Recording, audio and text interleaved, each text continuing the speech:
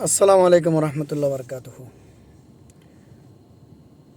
ওমানে আমাদের একজন মুরব্বী ছিলেন, উনি এখন ওমানে নাই।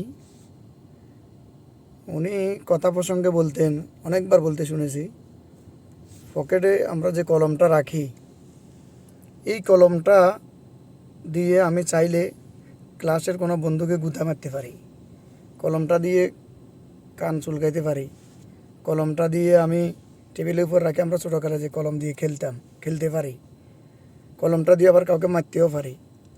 অর্থাৎ কলমটা অনেক কাজে ব্যবহার করা যায়। কিন্তু আসলে কলম কি কান চুলকানোর জন্য, কলম কি কাউকে গুঁতা মারার জন্য, কলম কি টেবিলে রাখি এভাবে টোকা মেরে খেলার জন্য তৈরি হয়েছে? না, কলম তৈরি হয়েছে লেখার জন্য।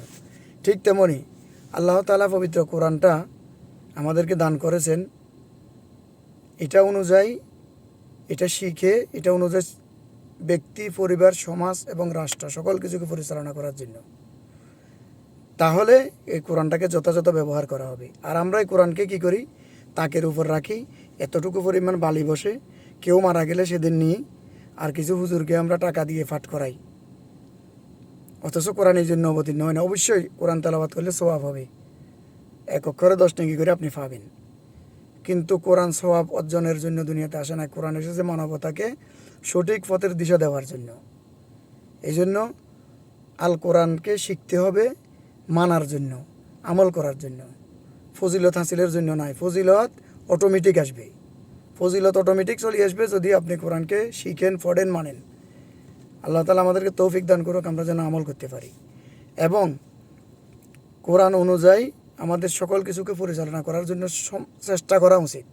হয়তো আমরা আমাদের দেশটা, আমাদের সমাজটা সকল কিছু জাহিলিয়াতের দ্বারা আক্রান্ত, জাহিলিয়াত সুপ্রতিষ্ঠিত। এক্ষেত্রে আমি চাইলেও পারবো না, কিন্তু আমাদেরকে চেষ্টা করা উচিত।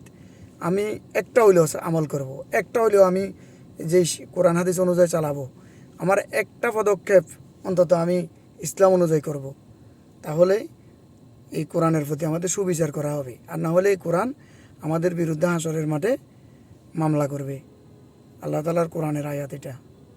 আল্লাহ তাআলা কোরআনে বলছেন, মানে সেদিন কোরআন আমাদের বিরুদ্ধে মামলা করবে, কোরআনের পক্ষে উকিল হিসাবে দাঁড়াবে মুহাম্মদ সাল্লাল্লাহু আলাইহি ওয়াসাল্লাম। 19 পারার প্রথম পৃষ্ঠাতে এই আয়াতটা আছে। তো এই জন্য আমাদেরকে কোরআনের প্রতি ইনসাফ করতে হবে। কোরআনের প্রতি ইনসাফ করা হচ্ছে যে কোরআন শিখা, বুঝা এবং আমল করা। আল্লাহ তাআলা আমাদেরকে তৌফিক দান করুক। আসসালামু আলাইকুম রহমতুল্লাহি ওয়া বারাকাতুহু। সবাই ভালো থাকুন, সুস্থ থাকুন, সবার জীবন সুন্দর হোক, এই কামনা।